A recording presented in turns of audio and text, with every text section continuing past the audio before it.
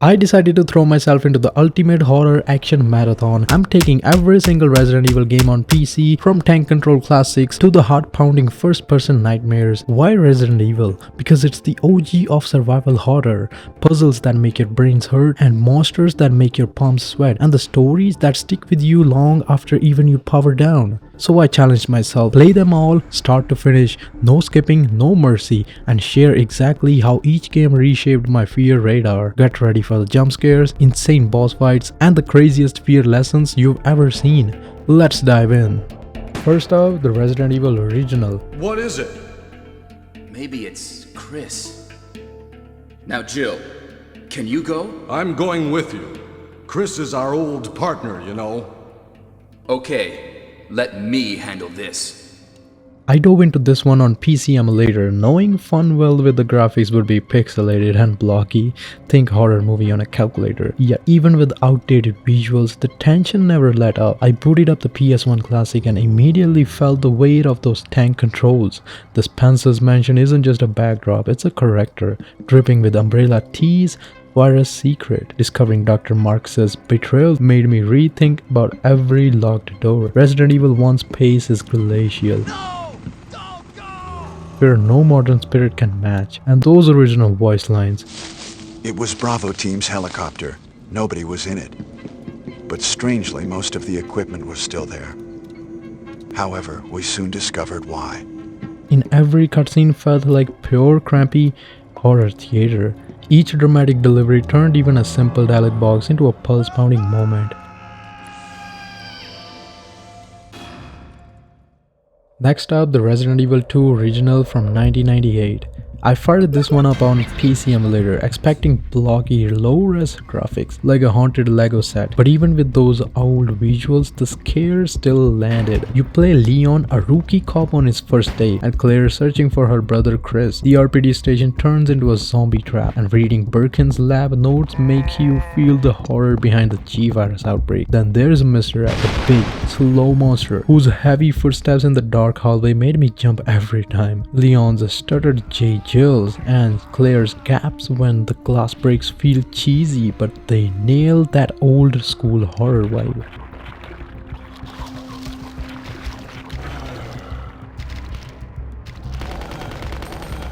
The dialogues were so perfectly delivered. What was that all about? Running off like that was reckless and stupid. Those zombies are everywhere, not to mention that thing that got Ben. I was there, Leon. I know. Then comes to the 2019 Resident Evil 2 Remake. I launched this one on PC and felt like I walked onto a real movie set. Every hallway looks alive under those red warning lights. No more blocky zombies, this is a next level fear. Clear graphic, picture slick floors shining with puddles, peeling walls showing mold, and zombies so real you'll pause before you pull the trigger. These undead don't just shamble, they crash through windows, tumble down stairs. Aiming is tight like shooter, but you still move slowly when you need to. No more fumbling for the wrong button. Clues are hidden in plain sight. No odd symbols on the walls.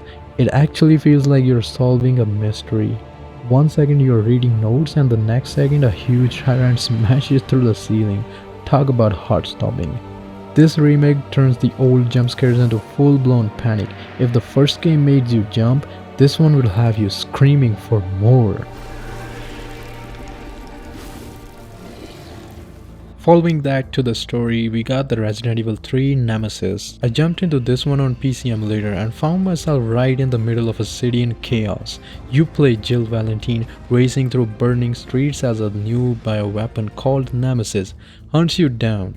Unlike the lockdown RPD, here you're always on the move, no safe rooms to catch your breath.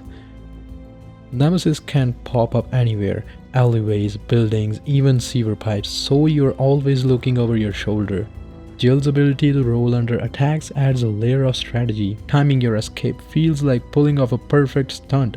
Burning cars, broken signs, and panicked civilians turn Raccoon City into a living nightmare, much bigger than a mansion or a police station. Your choices, like saving trapped survivors, change Jill's fate, giving you a real stake in how the story ends. Resident Evil 3 ramps up the action without losing the tension. If Resident Evil 2 felt like a puzzle, the 3 is a heart-pounding sprint that never lets you relax. After that, we come to the Resident Evil 3 Remake. Released in 2020, I jumped from the original's frantic city run to the remake on PC. The difference hit me insanely. Raccoon City's ruins look real now, with charred cars, cracked asphalt, and smoldering fires that glow up under the neon lights. Think rain-slick streets reflecting neon, detailed wreckage, and Nemesis trench coat ripping in the wind. This is a burned out city you can almost smell. Jill's dodge roll feels weighty and precise. Now you can slide behind a car hood, pop up for a quick shot, and then dash away. Combat feels like a tense dance. Enemies swarm in waves, but smarter AI flanks you, uses the environment. One group even pushed a barrel to block my escape. New scenes deepen Jill's bond with Carlos and show Nemesis' relentless upgrades. A sudden ambush in the subway felt fresh even though I'd lived there before. You actually feel the impact of each dodge or counter. The remake takes the original's non-stop chase and cranks it up to even the bigger, sharper, and more strategic level. If the OG made your heart race, this original turns your pulse into a drum solo. Next up, I installed the Resident Evil 4, the original PC port. Released in 2005, I loaded this one on PC and had to pinch myself. This game flipped the script. It's a part horror, part action, all adrenaline. Leon's mission is simple: rescue the president's daughter, Ashley. Yet every twist feels huge.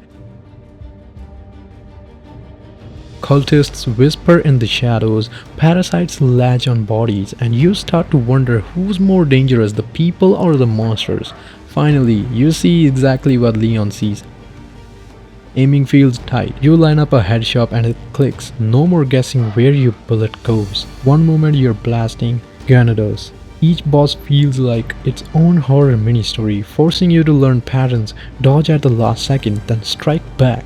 Resident Evil 4 showed me horror can be fast-paced, fun without losing the creep factor. If earlier games made you crawl, this one makes you charge, while keeping the pulse-pounding fear.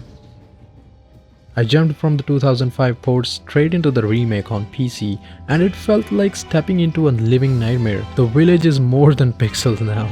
It's a world dripping with dread. More stunning details, every moss-covered wall and rusted tools look real enough to touch. Face show fear, sweat, and shock in crisps. Over-the-shoulder aiming is tighter than ever. Leon's knife parry gives you a brief, thrilling window to counterattack. Every shot and every miss feels weighty. The new upgrade workbench turns scavenging into a strategy. Saddler's backstory is richer. Ashley has her own tense escape sequence, and Ada's side missions tie deeper into the main plot. Even returning areas have surprises. Janitos now use cover, dodge your shots, and sometimes team up to flank you. No more walking through the crowd fights. Each encounter demands quick thinking. The remake keeps the soul of the original, thrilling rescues, cult-centered horror, and epic boss moments, then cranks everything up, sharper scares, smarter battles, and a story that feels brand new. If you love the original Resident Evil 4, this version will blow your mind in HD.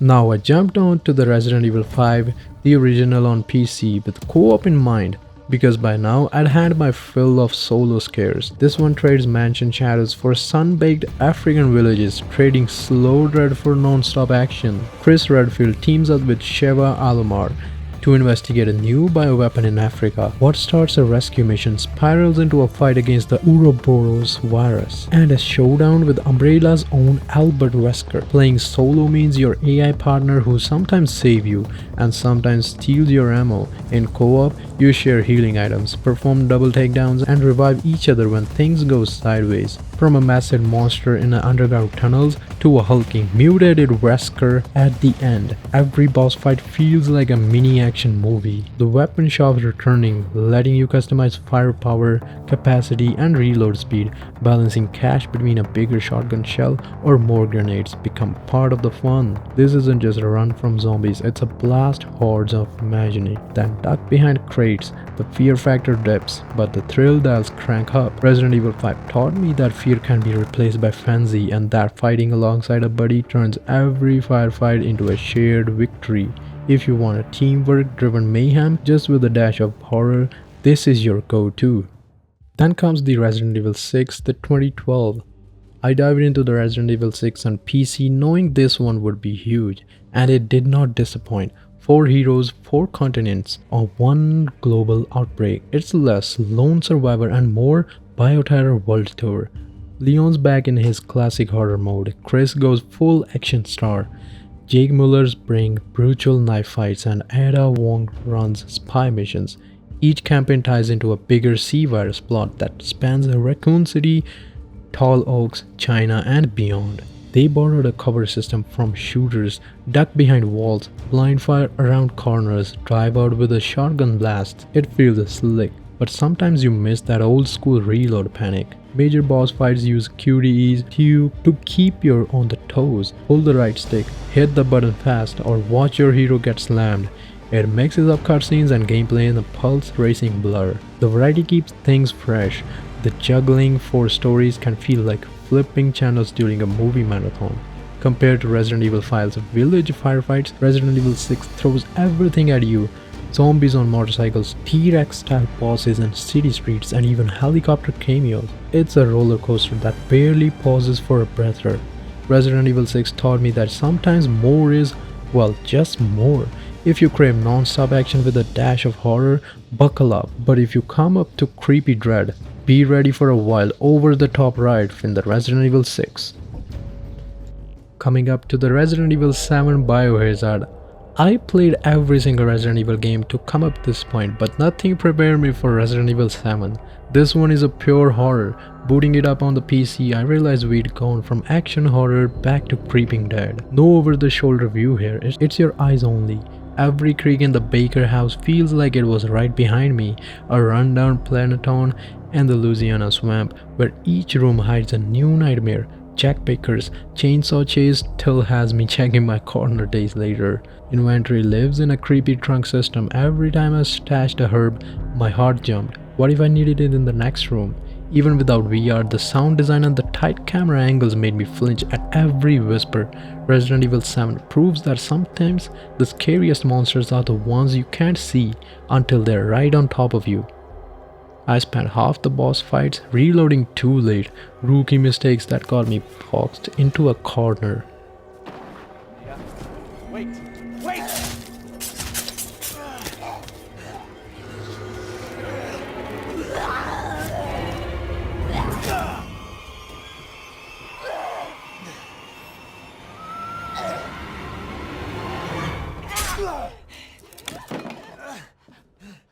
And finally there was the Resident Evil Village, so-called Resident Evil 8. After surviving Resident Evil 7, I thought I'd be seen at all, but no hope. Resident Evil Village said let's go full gothic nightmare, and I wasn't ready. I played every single Resident Evil game up to this point, and this one felt like a twisted fairy tale with teeth. A snowy Eastern European village straight out of a horror storybook. One minute you're in a haunted castle, the next you're in a puppet maker's house. That made me almost quit from the pure dread. Ethan returns. Same guy, but now he sees things. He's searching for his baby, literally a kidnapped infant. And he ends up fighting werewolves, vampires and mutant freaks. Lady Dismresu towers over you, both literally and even online memes. Pure psychological horror was disgusting, tragic and wet. Final boss, Mother Miranda. The real puppet master, her boss fight is chaotic. Teleporting, shape-shifting and hurling black goo magic. She's elegant and terrifying, and fighting her feels like battling a twisted god in a chapel from hell. And the emotional god Punch, Ethan doesn't survive, or does he? Resident Evil 8 taught me that Resident Evil can still evolve and terrify without losing on its weird messy soul. It's a part horror, part action and all kinds of unforgettable.